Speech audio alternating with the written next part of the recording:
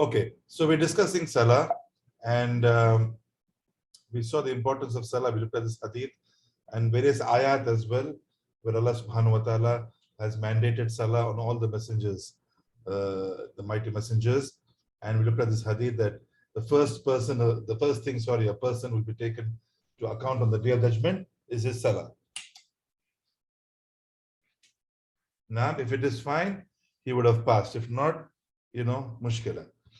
And also this hadith from Rasulullah Tirmidhi Sahih, that he said, meaning of which is Sallallahu Alaihi Wasallam, what is between us and them is Salah. So what is between the mu'min and the kuffar is Salah. And whoever leaves it has disbelieved. So it's a very serious and dangerous hadith that if someone neglects and leaves his prayers, he has left the fold of Islam.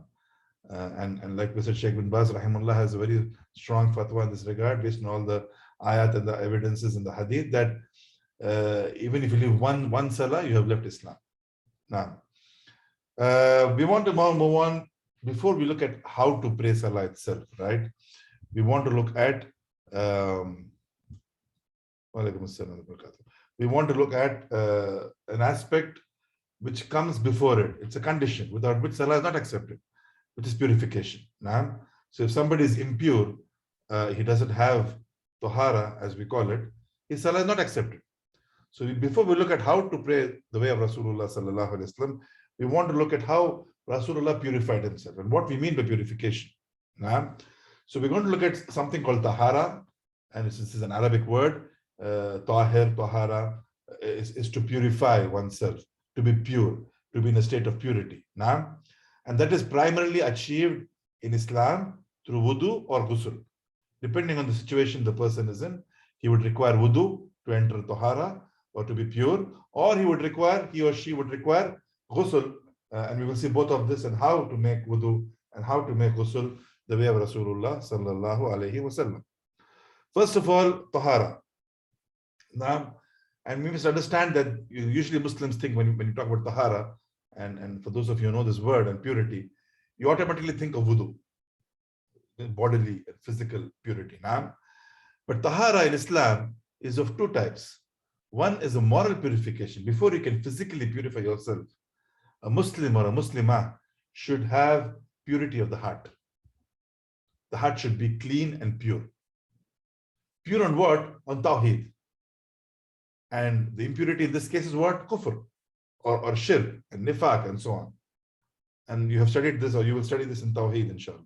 What is kufr? What is the difference between kufr and shirk and so on and so forth. Now, but for now, just to understand that a person, a Muslim or a Muslimah, when they're praying in the masjid, or when they're making wudu, or they're making ghusl to purify themselves, before all of this, they should have what we call spiritual purity.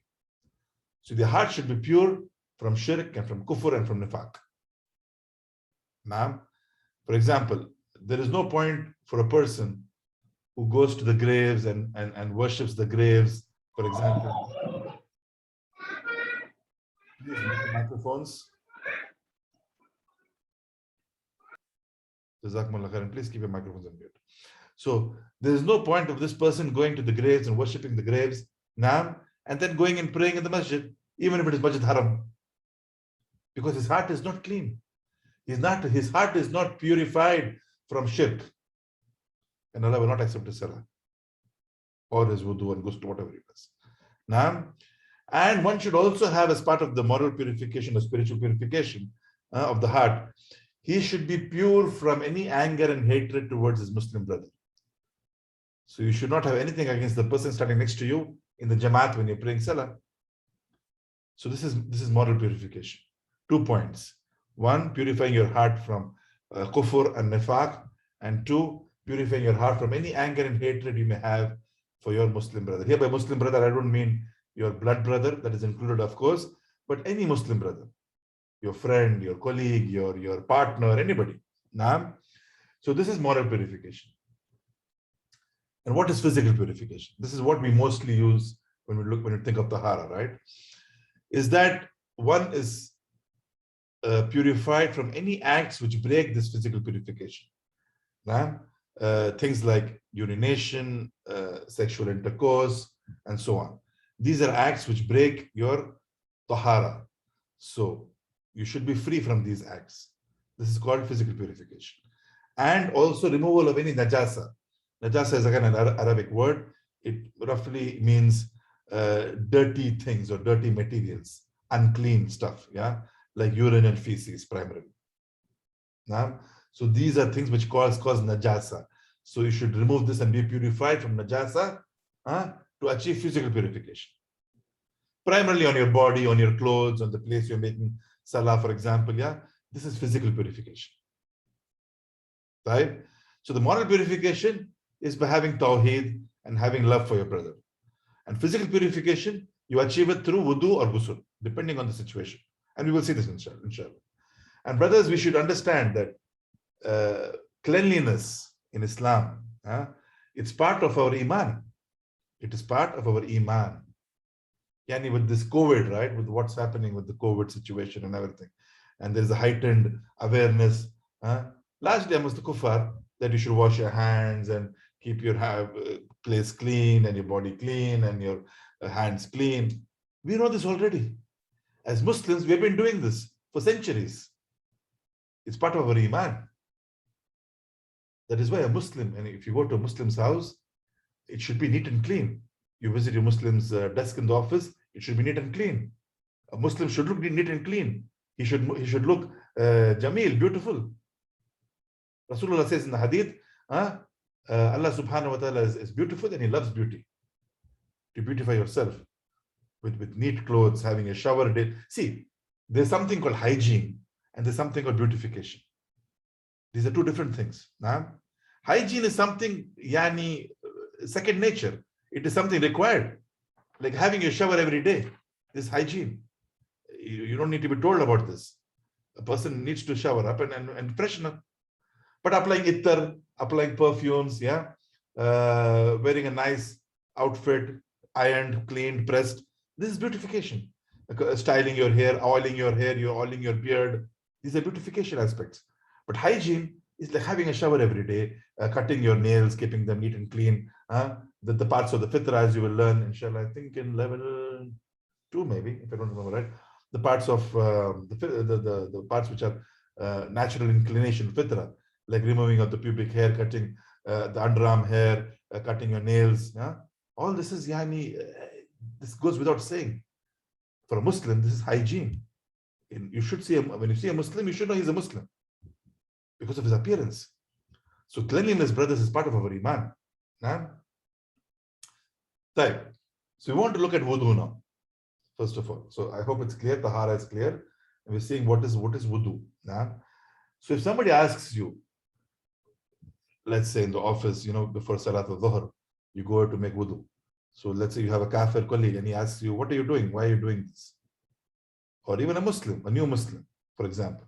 So you should know where is it in the Quran that I should make wudu? What is the evidence? Why am I doing this? A Muslim needs to know this. Yes, we are culturally brought up in our families. We are born Muslims, most of us. Yeah, we're culturally brought up. This is part of the culture. Alhamdulillah, this is good. But you should also know in Islam, what does it talk about? Where does it say that a person needs to make wudu? So Allah subhanahu wa ta'ala, he says in Surah Ma'idah, Ya alladhina amanu, idha kumtum ila salati, faqsilu wujuhakum wa aydiyakum ila al-marafiq. Wamsahu biru'usikum wa arjulukum ila al-ka'bayn. This is in Surah Ma'idah. You should remember at least the reference. Ayat number 6. Ya ayyuhalladhina amanu, those who have believed. Idha kumtum, when you get up, kum is to stand. Qiyam, qum, qiyam al-layl, yawm al-qiyamah, all from standing. When you rise up or stand up. Idha kumtum ila salati, for what? For salah. Faqsilu, ghusl, faqsilu. So wash. Faqsilu is for the jama'ah. So Allah subhanahu wa ta'ala is addressing the plural, all the Muslims, you and me. Wash what?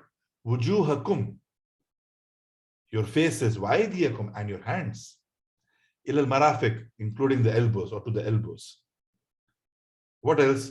Wamsahu biru'usikum. Wamsahu is from masa. Wamsahu, wiping. What do you wipe? Birusikum, your heads. Warjulukum, and your feet. Ilal Kabe. So ilal Kabe. Kab or Kabain is for duality, for the two, because in Arabic language, you have, unlike the English language, you have mufrad, muthanna, and jama. So you have single, dual, and plural. In English, you have only single and plural. And English is a very weak language compared to Arabic. Very, very weak. Very weak. In Arabic, you have mufrad, singular. You have muthanna, which is duality, which is kabain, because two ankles, right? We have two ankles, each one of us. Naam. And then you have the plural, which is jama, which is the word which most of you know, alhamdulillah. Naam. So this, brothers, is the dalil that one, when he gets up for salah, has to make wudu. But if you see here, and notice this, naam, because all of us make wudu, alhamdulillah. All the actions which we do in wudu are not mentioned here. This ayat, Surah Ma'idah, ayat number 6, is talking only about washing your faces and hands to the elbows, or including the elbows, and wiping your heads and washing your feet up to the ankles. Then what about the mouth, the nose, what else? The wrists, the hands up to the wrists, which you do in the beginning. It's not mentioned here. Why? Who knows? Anyone knows? You can raise your hands. Or yes, brother Abu Bara. Nah. Yes, Sheikh Abu Basim. Assalamu alaikum. Walaikum assalam wa barakatuh. Yeah. Sorry, before you can proceed. Brothers, please call me Ustad. I'm not a Sheikh. Jazakallah khair. Jazakumullah khair. Barakallah fikum. Please avoid using the word Sheikh with me. I'm an old man, but you know, it's Arabic language. Sheikh also means old. So if that is the case, yeah, no problem, inshallah. But Sheikh also means a person with good knowledge, which is not what I am. So Ustad is good, inshallah. Barakallah fikum. Now. Okay, Sheikh.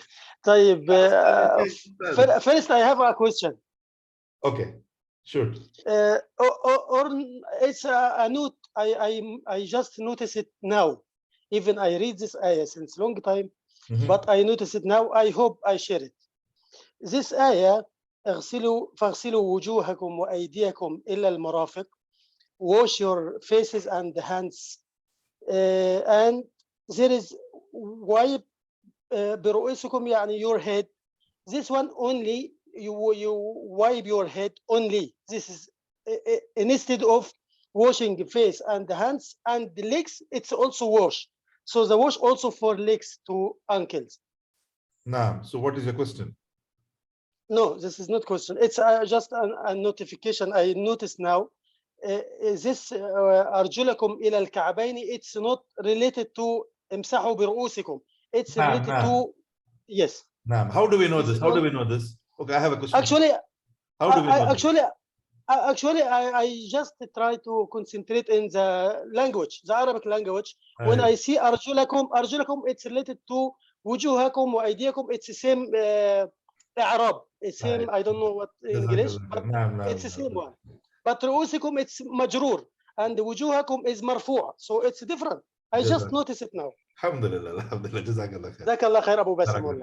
Barakallah. طيب, the answer for your question, brother, the details of wudu, it's explained totally in the Sunnah. Okay. By hadith, our Prophet sallallahu alaihi wasallam, and also the nose and the eyes and the cheeks, all this included in the face actually. But the details you can take it from Sunnah, not included in Quran, to just shortcut. Naam, Jazakallah khair. Barakallah fikum. Brother Aftab, you have anything to add? Yeah, assalamu alaikum. Assalam wa barakatuh. Yeah, actually in the wudu there is a 4 parts which is mentioned in the Quran. Just now you have recited the ayah.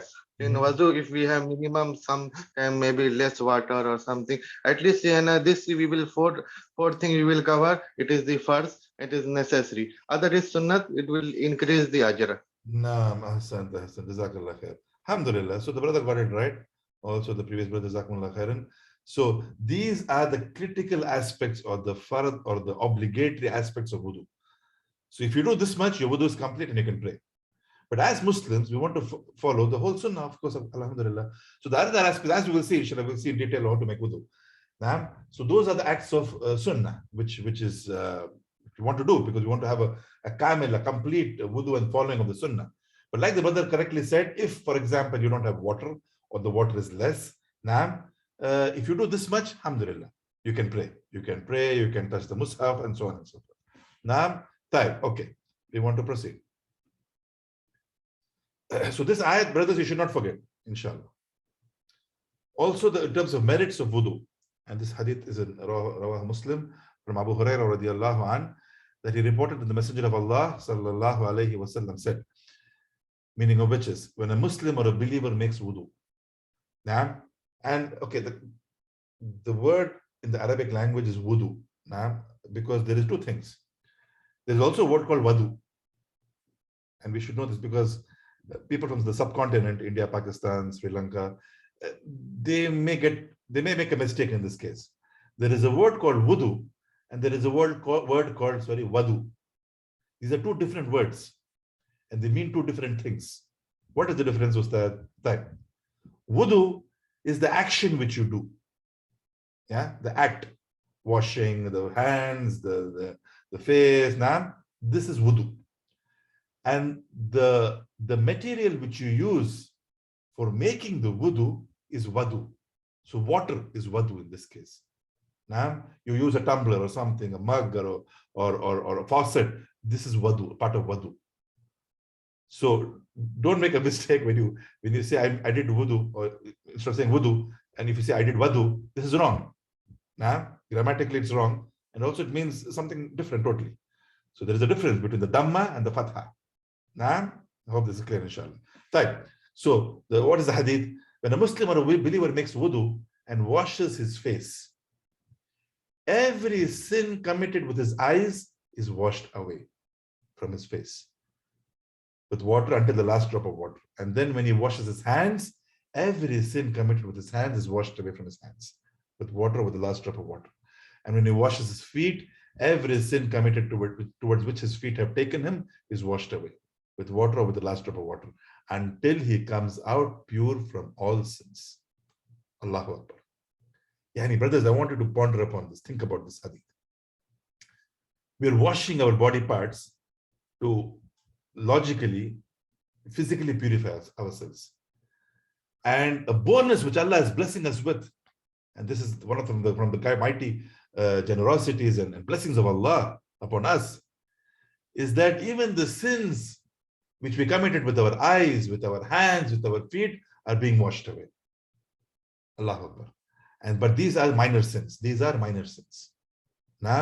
Because in sins we have a category of major and minor. These are minor sins. Major sins require specific tawbah with Allah subhanahu wa ta'ala. But the point, coming back to the hadith, is one of the virtues and merits of wudu, that this is what happens. Also in the hadith from Ali bin Abi Talib radiallahu an, and this is in Abu Dawud and Tirmidhi Sahih, that he reported that the Messenger of Allah sallallahu alayhi wasallam said that the key for salah is Taharah. The miftah, the key for salah is Taharah. What opens, unlocks salah for you is Taharah. And without Taharah, your salah is not accepted. Which means what, brothers? Which means that if you do your wudu wrong, if you make errors in your wudu, if you make your wudu in a manner different from the way of Rasulullah sallallahu alayhi wasallam, no matter how many salawat you do, no matter how many prostrations you make, no matter how long you stand in qiyam, it is not accepted. It is not accepted. So it is very, very important to understand how Rasulullah purified himself, sallallahu alaihi wasallam, because he's our prophet. My father is not my prophet. My imam is not my prophet. My madhab is not my prophet. My masjid imam is not my prophet. My uncle, my grandfather is not my prophet. I respect all of them. I honor all of them, but not above Rasulullah sallallahu alaihi wasallam. Naam. لَقَدْ كَانَ لَكُمْ فِي رَسُولِ اللَّهِ أُسْوَةٌ حَسَنَةٌ.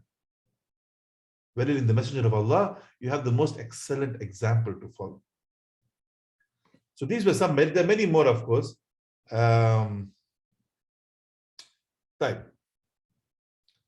Conditions of wudu.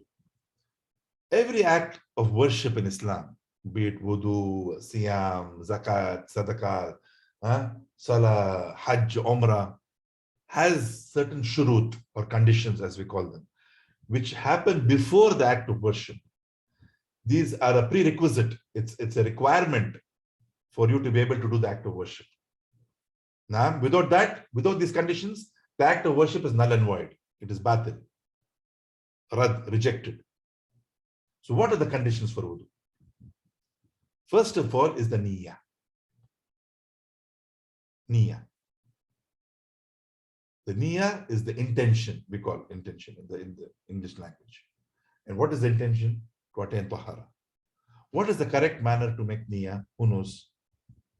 Where is the place for niyyah? The intention. Naam Ahil Abu Bakr. From the heart. Naam. Not on the tongue, not on the lips. But the heart is main important. Right. Sure, Akid yani khalas? Right. Naam, jazakallah khair. Barakallah feekum. So the word niyyah itself, when we say niyyah in the Arabic language, it has to do with the qalb, the heart. Right? It has to do with the heart. Khalas, the answer is right, so please, jazakumullah khairan, you can drop your hands. It has to do with the heart. So we do not utter the intention for any act of worship in Islam. Any act of worship. Because why? It is not proven from Rasulullah sallallahu alaihi wasallam. Simple and easy. Now, our deen is based on evidences. Our practice of this Islam, which we do, is based on the Quran and the Sunnah. So if you have an evidence from Rasulullah, we do it. If you don't have it, we don't do it. And Rasulullah never uttered the intention loudly for any act of worship, including wudu. So it is in the heart. For example, tomorrow morning, Fajr, if Allah keeps us alive, and you get up before the adhan, okay? And you get up from your bed and you're going into the washroom. And let's say your wife asks you, where are you going? In the middle of the night. I'm going for wudu. Your niyyah is already there. Why did you get up and enter the hammam, the bathroom? To make wudu. To make your miswak and to clean up and to make wudu. So when you got up and you hear the adhan or you hear the alarm for Fajr, khalas, this is your niyyah. It is already there in the heart. And Allah knows what is in the hearts. So this is awal. Awal shay is the intention, the niyyah. Watani, using of pure water for wudu. Of course, we have also tayammum, which we'll come to later. But as of now, using pure water. Ustad, how do we know water is pure? Who can tell me? Does anyone know? How do we know water is pure or impure for that matter? Brother Tanzil, go ahead. Assalamu alaikum, Ustad. One related to the smell of the color, smell of the water. Okay. You can see to the known impurity. That means you have seen an impure substance in the water. Okay. Okay. And third, I'm not sure regarding the color of the water.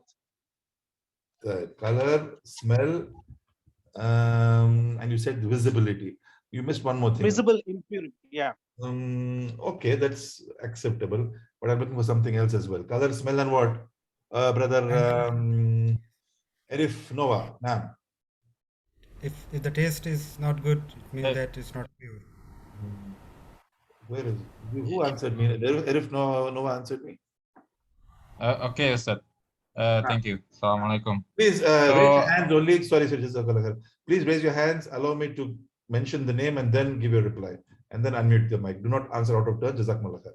Yes, brother Arif. Is your name Arif? Yes. Arif. Arif. You're the Indonesian.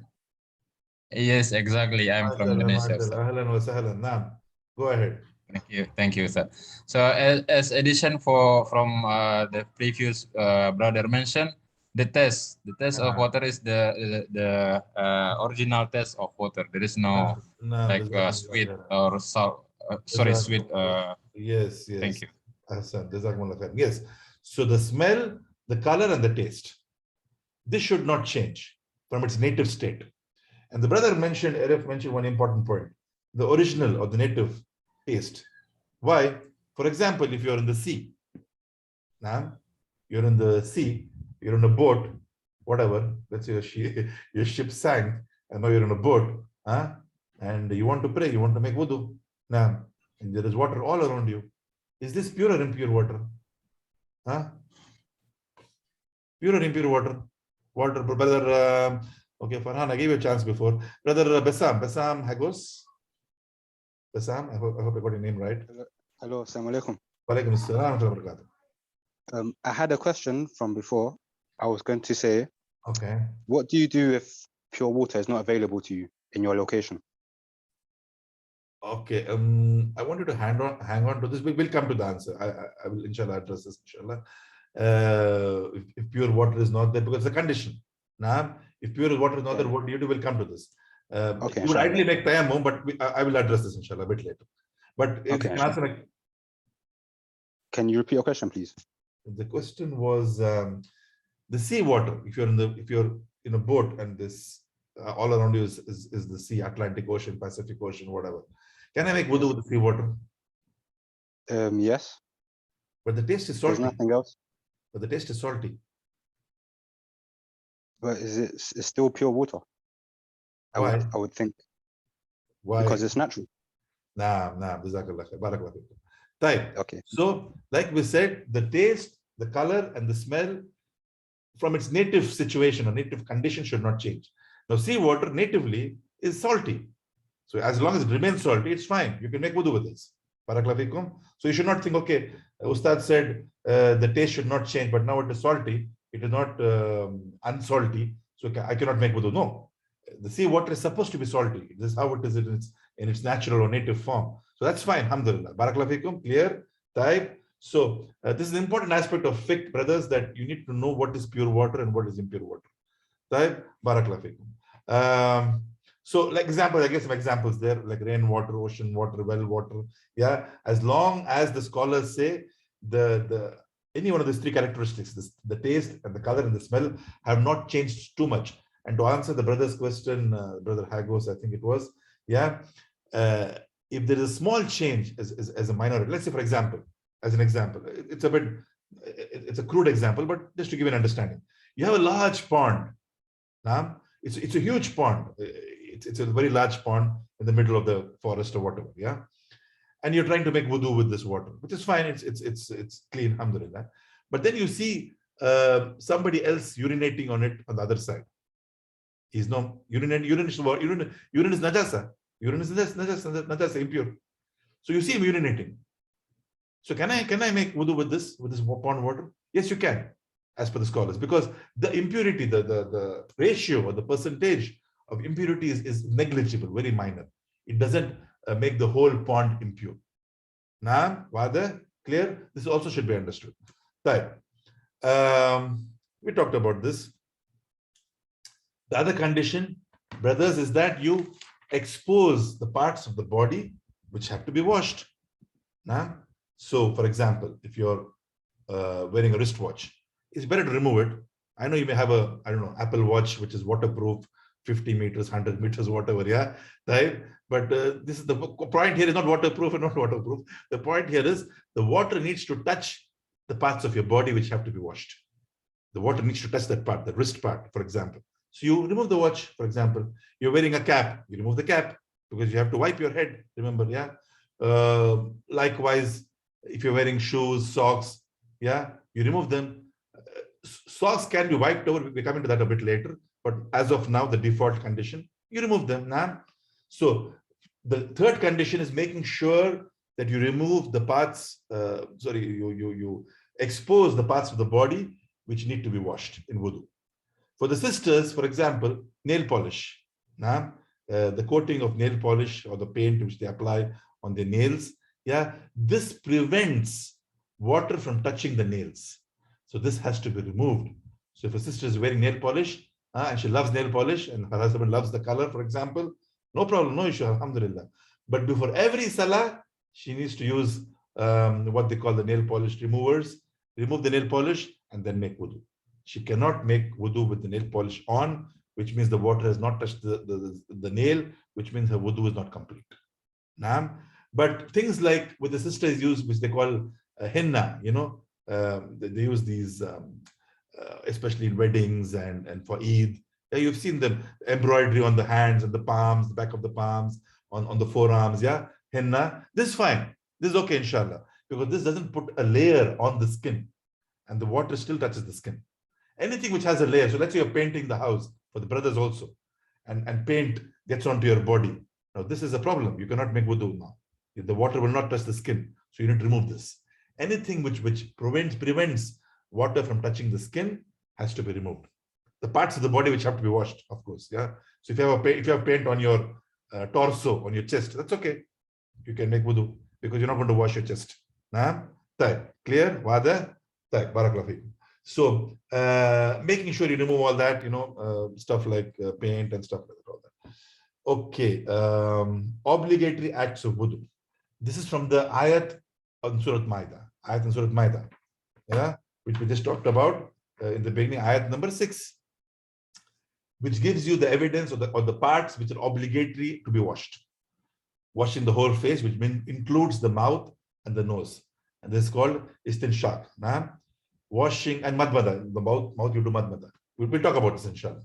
Washing both the arms, including the elbows. Ilal marafiq, the ayat says ilal marafiq. Ila or ilal, al marafiq or ila, can be including, it can be up to, it can be till, all these are similar meanings. But there is a difference between till, and actually this is wrong on the slide, it should be including. I wanted to change it in the book as well. If you have it mentioned as, I think the book says washing both arms to the elbows. I wanted to cancel that and say including the elbows. How do we know it's including? How do we know the meaning of ila here is including and not till and not to? How do we know this? From the sunnah, from the practice of Rasulullah sallallahu alaihi wasallam. We have the hadith, various hadith, that he washed beyond the elbows, so including the elbows. So here we know ila means including. Washing, wiping the head, the ras, the head, yeah, and the ears, because the ears are part of the head. How to do all of this? It's coming, inshallah. Don't worry, inshallah. Washing both the feet, including the ka'bayn. The ka'bayn are the ankles, the two ankles. And finally, making the wudu in the order, in correct order, and without pausing. So all these are obligatory acts. How do we know number 5? It's not mentioned in the ayat. We have it in the sunnah. We have another hadith of Rasulullah. Once he was in making wudu in the Madinan period, and Sahabi made wudu and he was leaving. Rasulullah called him back and he said, repeat your wudu.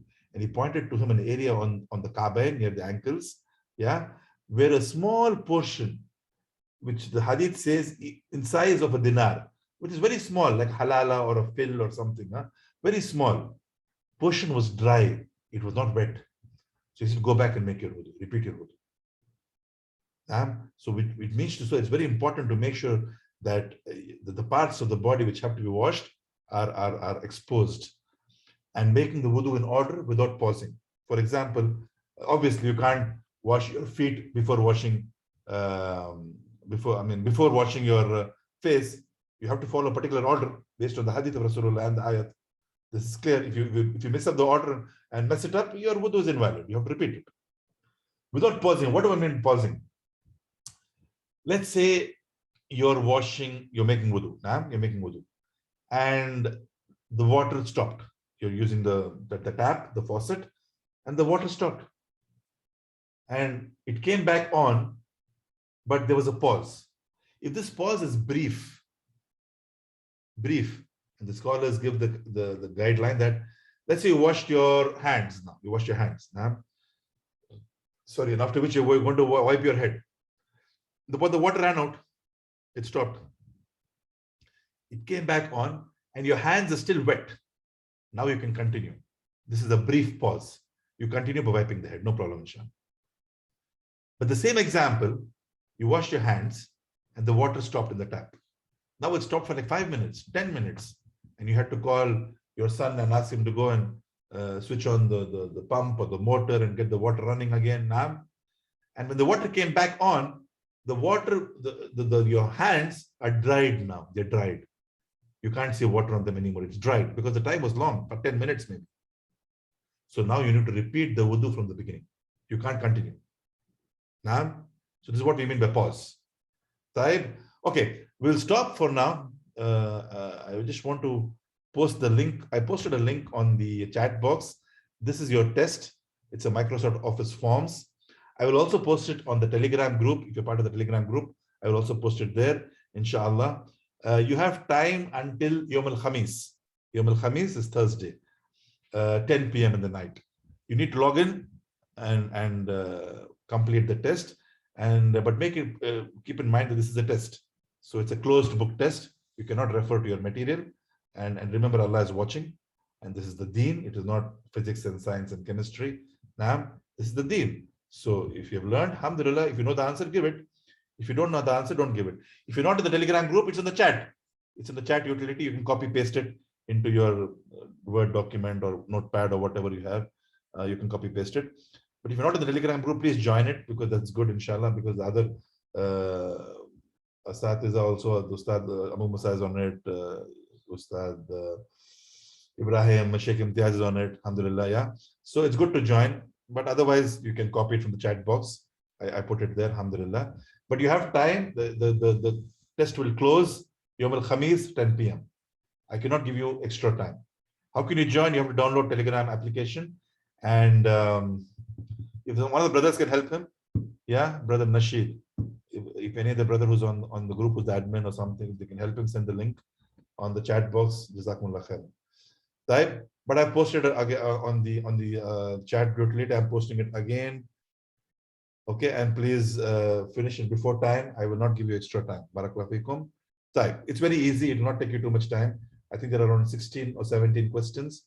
You should be able to finish it in 15-20 minutes, inshallah, maximum, inshallah. Don't worry about the result, because once you submit the exam, you will see a score. Don't bother about that. That's not the actual score. That's only the score for the multiple choice questions, because you will also have some questions where you have to write or type some answers. That I will mark separately. So don't worry about, don't get worried if your score is less. That's not the final score, inshallah. The final scores I will let you know, inshallah, once I finish scoring it.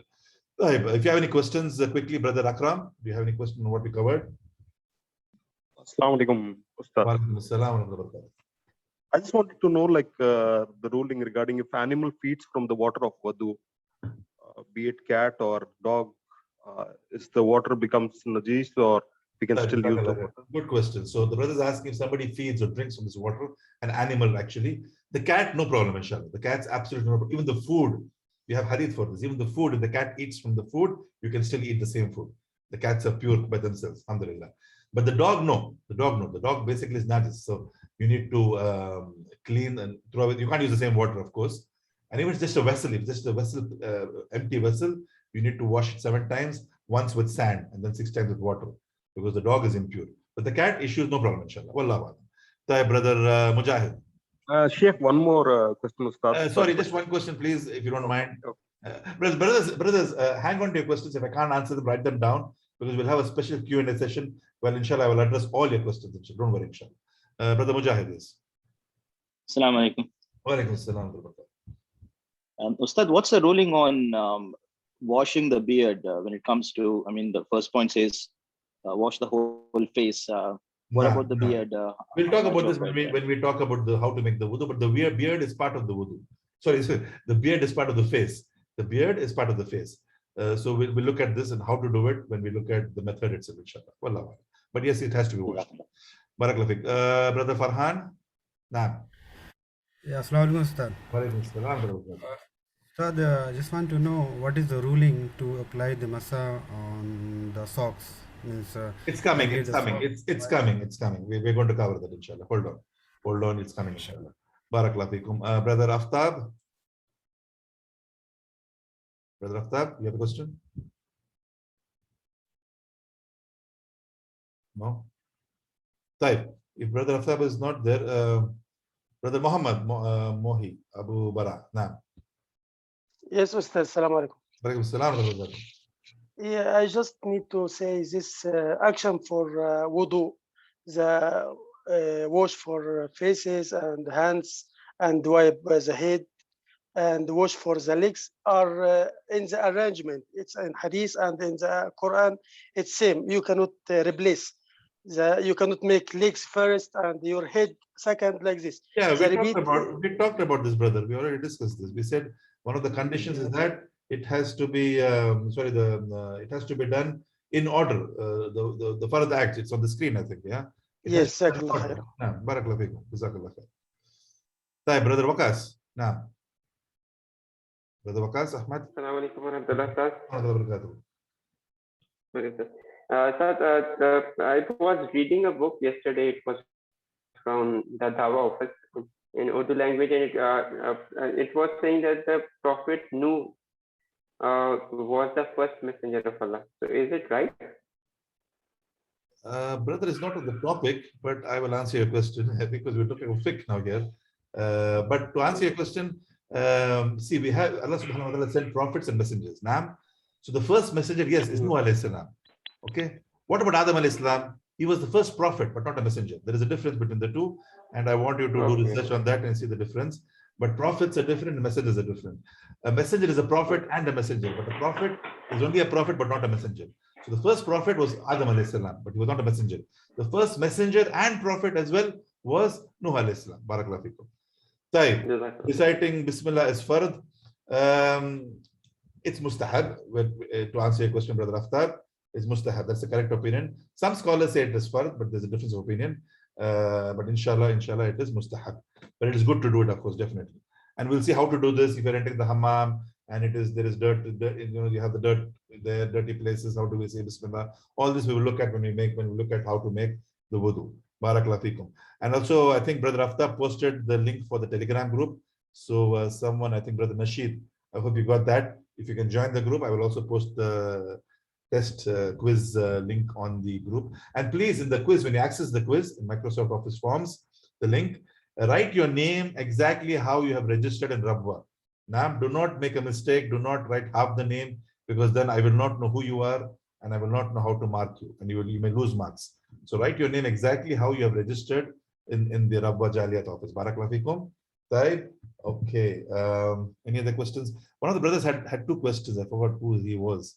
You can ask your second question, brother, quickly. Brother Akram or Brother Akram? Yes, go ahead, please. Yes, Ustad. Ustad, regarding dye, if we use hair dye, will our wudu be valid, or is it only on the skin that we need to be concerned about?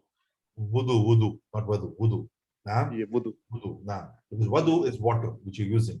Wudu is the action which you're doing. Nah. Type. So yes, the question is if you use hair dye, because we said we have to wipe the hair. Nah.